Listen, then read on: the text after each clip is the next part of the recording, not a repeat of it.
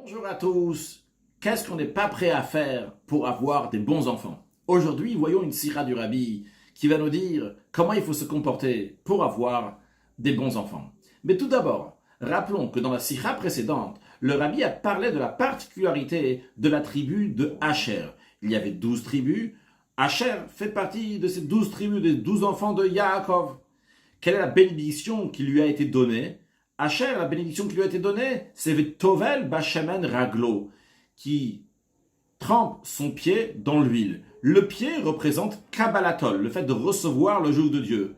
Shemen, l'huile, représente la sagesse. Et la tribu de Asher sait se servir du Kabbalatol, de recevoir le joug de Dieu du pied pour soutenir la tête, pour que la tête va être basée sur le pied, pour la compréhension va être basée sur le Kabbalatol, sur recevoir le joug de Dieu. Ça, c'est un point. Encore un autre point. Lorsque le peuple juif était dans le désert, il y avait les 12 tribus qui avançaient dans le désert, qui campaient dans le désert, et il y avait 4 campements, c'est-à-dire il y avait 4 groupes. 12 tribus partagées en 4. Le dernier de ces groupes-là, c'était Machane Dan, le camp de Dan. Dans le camp de Dan, il y avait la tribu de Naphtali, il y avait la tribu de Asher et la tribu de Dan. Donc en tous les cas, Asher faisait partie des derniers, il était avec Dan. La particularité de Dan va aussi dans cet esprit. C'est que Dan, il était derrière tout le monde, mais le fait qu'il était derrière tout le monde, il ramenait tout ce que les gens perdaient, tous ceux qui étaient devant, ils perdaient, et bien Dan leur ramenait ce qu'ils avaient perdu sur le plan spirituel. Ceux qui avaient perdu l'annulation, la soumission à Dieu, c'est Dan qui les remet sur le droit chemin pour rappeler qu'il faut se soumettre à Dieu. On avait aussi dit que l'idée de Dunu Dina, de faire le jugement sur chaque chose, on va chercher qu'est-ce qu'il y a écrit dans le Shulchan Aruch, le din, quelle est la loi, je dois faire comme ci, comme ça, etc. Ça vient aussi dans cet esprit de Dan, qui est le Kabbalatol, le fait de recevoir le joug de Dieu. Et maintenant, à la sikha actuelle. En ce qui concerne donc le salaire, qui est pour le travail de Asher, la manière de servir Dieu que Asher il a, qu'on vient de mentionner, à propos de ce salaire, le Midrash dit, il est écrit, mais Asher shmena lachmo, que Asher va avoir du pain qui est gras. Mais le Midrash dit, l'expression de shmena, qui vient du langage de shemen, l'huile, vient aussi du langage de shmona, qui veut dire 8. Et le Midrash nous dit que la tribu de Asher était Ma'amid Bigdei Shmona. Il établissait, il faisait qu'il y a les 8 vêtements. Qu'est-ce que ça veut dire les 8 vêtements? C'est le Kohen Gadol, le grand prêtre, qui avait 8 vêtements. Alors quel rapport entre la tribu de Asher avec le grand prêtre qui a 8 vêtements? Eh bien, on peut retrouver ça dans le commentaire de Rashi. Lorsque Rashi explique le verset dans Vezot Abracha, dans la paracha de Vezot Abracha, dans la bénédiction de Moshe Rabbeinu, à la tribu de Asher, il dit que Asher yehi retsui echav, qu'il soit agréé, aimé par ses frères. Rashi ramène 2 explications. Dans la deuxième explication, Rashi dit que les filles de Asher étaient belles et donc mariées à des Kohanim Gdolim, mariées avec des grands prêtres. Les grands prêtres, eux, ils ont 8 vêtements. Donc c'est ça ce que le Midrash nous dit. Mais Asher shmena lachmo, que Asher il a shmena, pas juste qu'il a de l'huile, mais shmona, les 8 vêtements, les Kohanim Gdolim, les grands prêtres, se trouvent liés avec la tribu de Asher. Pourquoi? Parce que les filles de Asher étaient belles. Mais le Rabbi demande, quel rapport de la beauté des filles de Asher avec le Kohen Gadol, avec le grand prêtre, avec la grande prêtrise? On est obligé de dire qu'il s'agit ici d'une beauté spirituelle. Et cette beauté spirituelle, elle est liée particulièrement avec la grande prêtrise, avec la Kehuna Gdola. Pour cela, voyons, c'est quoi le Inyan, qu'est-ce que représente la femme? Lorsque Dieu a créé la femme, il a dit, Eselo Ezer Kenegdo. Je vais lui faire à l'homme un Ezer, une aide, Kenegdo, qui va être avec lui. Donc la femme, elle est là pour aider le mari dans son service de Dieu. Le mari sert Dieu, la femme aussi sert Dieu, sa manière de servir Dieu. En plus, qu'est-ce qu'elle a personnellement? C'est qu'elle va aider donc le mari à faire le service de Dieu. Et d'ailleurs, on le retrouve particulièrement l'importance de la femme pour le Kohen Gadol, pour le grand prêtre, lorsqu'il rentrait le jour de Kippour dans le Saint des Saints. Eh bien, il devait quand même faire une expiation, pas seulement pour lui, la Torah souligne, il va amener expiation pour lui le grand prêtre, mais aussi pour Beto, sa maison, que le sage explique, Beto zo ishto, c'est sa femme. Et pas seulement ça, s'il n'était pas marié, s'il n'avait pas de femme, il ne pouvait pas officier dans le temple. Donc, on voit ici particulièrement donc, comment la femme, elle aide son mari dans le service de Dieu. Maintenant, quelle est la beauté de la femme juive? Eh bien, le roi David dit, Kol kvuda bat melech pnima, que toute la beauté d'une fille de roi, c'est à l'intérieur. L'idée de la tsniout, l'idée de la pudeur de la femme, eh bien, c'est ça qui amène à la grande prêtrise, comme le rabbi ramène dans la note, l'histoire de la Gemara Yoma, que la maman de Rabbi Ishmael, qui était grand prêtre, qui s'appelait Kimchit, elle a eu un enfant, un deuxième enfant, un troisième enfant qui était Kohen Gadol, qui est grand prêtre, parce qu'en effet, lorsque Rabbi Ishmael, il est devenu impur une fois, donc il y a un frère de Rabbi Ishmael qui était Kohen Gadol, un grand prêtre. Une autre fois, quand Rabbi Ishmael est devenu impur, il y a un autre frère qui était Kohen Gadol à sa place. Donc Kimchit, cette maman-là, elle a eu tous ses enfants donc, qui étaient Kohen Gadol, qui étaient grands prêtres. Et la Gemara, elle dit que quand on lui a demandé comment elle a mérité ça, elle a dit parce que les murs de ma maison n'ont jamais vu mes cheveux. Donc quand le rabbi dit ici, c'est l'idée de la tsniout. D'ailleurs, la Gemara, elle apprend ça du verset que le rabbi ramène dans la Sikha ici, Kol Gvuda Bat Melech Pnima, dans la suite, il y a écrit Mish Betzot Zahav, le Vusha, qu'elle est habillée donc de Mish Betzot Zahav, donc des choses qui sont faites en or, donc les vêtements en or, ce qui correspond donc aux vêtements de prêtrise, les vêtements du Kohen Gadol, du grand prêtre. Donc en tous les cas, la beauté de la femme, c'est la pudeur de la femme.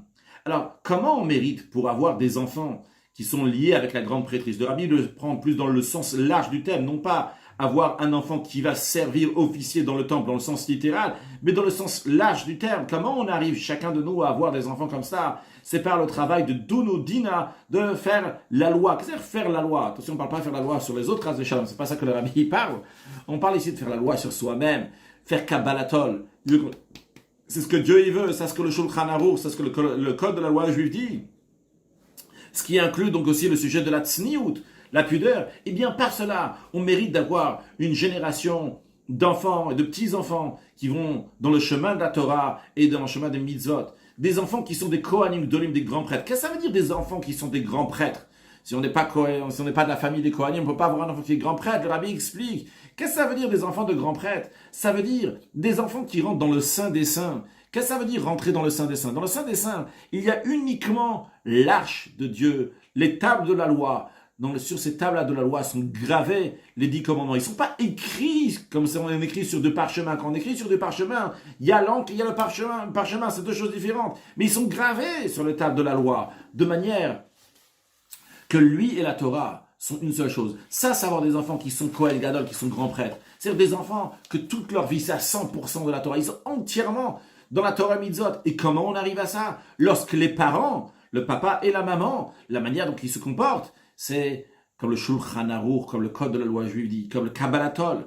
Et c'est ça donc le rabbi nous explique quel rapport avec Asher et les Kohanim de les grands prêtres. Parce que si toi, chacun de nous va se comporter comme Asher, qu'est-ce que ça se comporter comme Asher? Se comporter avec Kabbalatol, recevant le joug d'Akadosh Baruch Hu, eh bien à ce moment-là, on a des enfants qui sont Kohanim Gdolim, des grands prêtres. Dans quel sens Kohanim Gdolim? Dans le sens que c'est des enfants qui vont être entièrement imprégnés de Torah Mitzvot. Même pas que la Torah Mitzvot vont être sur eux comme de l'encre sur du parchemin, mais c'est gravé dans eux. C'est une seule chose avec eux, la Torah Mitzvot, grâce au comportement des parents. Le rabbi parle dans la Sikha, donc aussi bien du père, mais a priori, pas seulement du père, plutôt de la mère, de la tsniout, et du Kabbalatol, Shulchan Aruch, etc. Mais, a priori, donc c'est lié bien pour le parent, aussi bien pour le père et la mère. Puis le rabbi continue, basé sur ça, on va comprendre encore une autre chose. Nous avons mentionné tout à l'heure le verset Baruch, on a mentionné Yiritzu Yechav, mais avant ça, il y a écrit Baruch mi banim Asher, que Asher, la tribu de Asher sera bénie de garçons. Rashi ramène le commentaire du Sifé. Sifé, donc c'est un midrash sur le livre de Bamidbar et Dvarim. Là-bas, il y a écrit il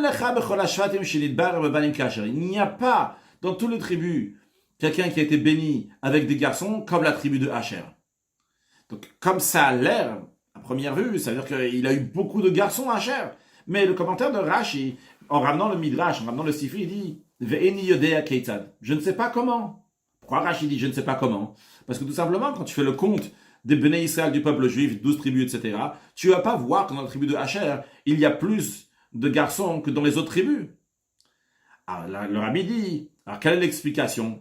Quelle est l'explication de ce midrash-là? Eh bien, l'explication du midrash, qu'on veut dire, qu'il soit béni, donc qu'Asher, il avait plein de garçons, c'est pas à prendre dans le sens littéral, en quantité qu'il avait plus de garçons, mais c'est en qualité. En effet, nos sages disent, sur certaines personnes que cette personne-là est équivalente par rapport à tout le peuple juif. Donc ici aussi, on parle ici que Asher a des garçons qui sont équivalents par rapport à tous les autres tribus, avec toutes leurs qualités avec toutes les qualités qu'il a, il est équivalent à toutes les autres tribus. Donc, en autre mot, des mots simples, le Rabbi nous dit, c'est-à-dire avoir une très grande satisfaction de la descendance, des enfants. Et quand on se comporte avec Kabbalatol, avec recevoir le jour de Dieu dans l'éducation des enfants, comme on l'a dit, et bien par cela on mérite d'avoir des enfants qui vont dans le chemin de Torah, dans le mitzvot, et on a énormément de satisfaction, beaucoup plus que si on avait une grande quantité de petits-enfants. Et basé sur ça, le Rabbi explique un verset comme le Rabbi Rachab l'explique. Il est dit que Dieu en parlant, donc à propos de Avraham Avinu, il dit « Va'arbet zaro » je lui ai donné une grande descendance à Avraham Avinu, le premier des patriarches. Et juste après, Dieu il dit « Va'eteno et Yitzhak » je lui ai donné Yitzhak. La grande descendance que Dieu a donnée à Avraham, c'est le deuxième des patriarches, son fils, Yitzhak. Mais le Rabbi Rachab demande, un instant, le verset dit, Va'arbet zaro, je lui ai donné une grande descendance. Et dans la suite, il dit, Yitzhak, il y a un enfant. Alors le Rabbi dit, c'est ce qu'on a dit, on comprend. Parce que on peut avoir d'un seul enfant énormément de satisfaction, plus que si on avait plein d'enfants. À tel point que c'est possible qu'on a un enfant qui est équivalent aux 600 000 juifs, comme Moshe Rabbeinu, qui est équivalent à tout le peuple juif. Et c'est quelque chose qui est dans chaque génération, parce que il n'y a pas une génération dans laquelle il n'y a pas comme Moshe. Comme je le comprends, c'est que le Rabbi dit que ça peut se trouver chez chacun qui va avoir un enfant, donc qui est équivalent à tout le peuple juif dans ce sens-là. Et un tel enfant, comment on le mérite? Par le travail de Kabbalatol, le travail de recevoir le joug de Dieu.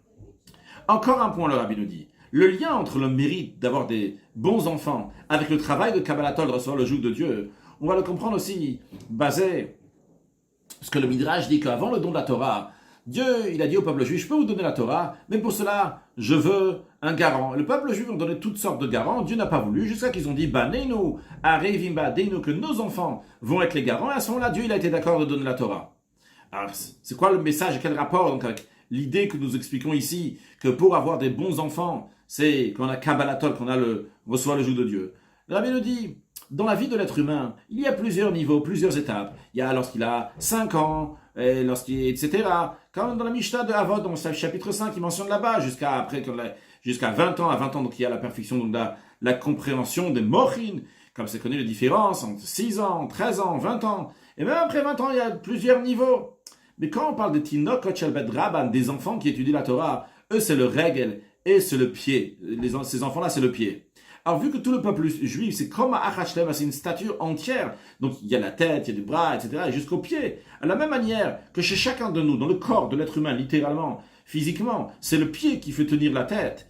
Et bien, de la même manière aussi, spirituellement, et de la même manière spirituellement aussi, c'est la Kabbalatol, le fait de recevoir le joug de Dieu qui fait tenir la compréhension. Et bien, de la même manière aussi, dans le peuple juif en général, les pieds, ceux qui font tenir la tête, c'est les enfants qui sont les pieds qui font tenir la tête, le peuple juif. Le peuple juif, même les têtes, pour recevoir la Torah, ils avaient besoin des enfants. Et comme on avait expliqué dans la sikha précédente, que le camp de Dan, c'était le pied, il était tout au bout des camps du peuple juif, mais c'est lui qui ramenait la perfection à tous les camps qui étaient devant, parce que s'il perdait quelque chose, eh bien, il leur ramenait ce qu'il fallait. Et de la même manière, pour tout ce qu'il y a besoin, il y a besoin donc des pieds. De la même manière aussi au don de la Torah. Matan Torah, tout le peuple juif, comment ils pouvaient recevoir la Torah uniquement par le fait qu'il y avait la garantie que les enfants vont étudier la Torah. Parce que les Tinokot Shebedra, les enfants qui étudient la Torah, c'est le pied, mais c'est la base de tout le peuple juif. Comme le Midrash, il conclut là, il dit Mipi Olim Veyon Kimisata Oz, par la bouche des enfants. C'est par cela donc on donne une fondation à la force, donc qui veut dire la Torah. Et d'après ça, donc on comprend le lien entre des bons enfants et Kabbalatol. Parce que le règle, le pied, c'est quoi? C'est les enfants. Donc Kabbalatol, quand toi tu te comportes avec Kabbalatol, c'est-à-dire que toi, ton pied à toi, ton pied spirituel, sur lequel est basée ta compréhension, il est bien, il est fort, il est bon. Et bien à ce moment-là, les enfants qui sont les pieds du peuple juif, par rapport à tout le peuple juif, donc qui sont déjà plus avancés, etc., qui représentent donc d'autres membres du corps, d'autres parties du corps, des parties qui sont plus hautes que le pied, mais les enfants qui sont les pieds, eux aussi, ils vont être bons. C'est une conséquence du comportement de la personne. Par le fait que lui, sa Kabbalatol, chez lui, son pied spirituel est bien fort comme il faut, et bien par cela, il mérite d'avoir des enfants, des petits-enfants qui étudient la Torah et les mitzvot. Voilà comment le Rabbi nous dit comment avoir des bons enfants. C'est quand nous, on se comporte comme il faut avec Kabbalatol, on écoute ce que le Shulchan Aruch lui dit de faire. Même quand ça a l'air, c'est différent, c'est plus beau, et ça brille ailleurs, etc. Mais on fait comme la Torah nous dit de faire. Et bien, quand notre Kabbalatol est comme il faut, comme notre recevoir le joug de Dieu est comme il faut, et bien par cela aussi, Shakadosh Baruch Hu aussi va faire que nos enfants, qui sont les pieds du peuple juif aussi, vont être bien comme il faut, que Dieu fasse, qu'on va avoir beaucoup de satisfaction de nos enfants, avec une excellente santé, avec beaucoup de joie, de bonheur, de parnassa, les faire grandir avec grande largesse, et tous ensemble accueillir Mashiach now. Excellente journée.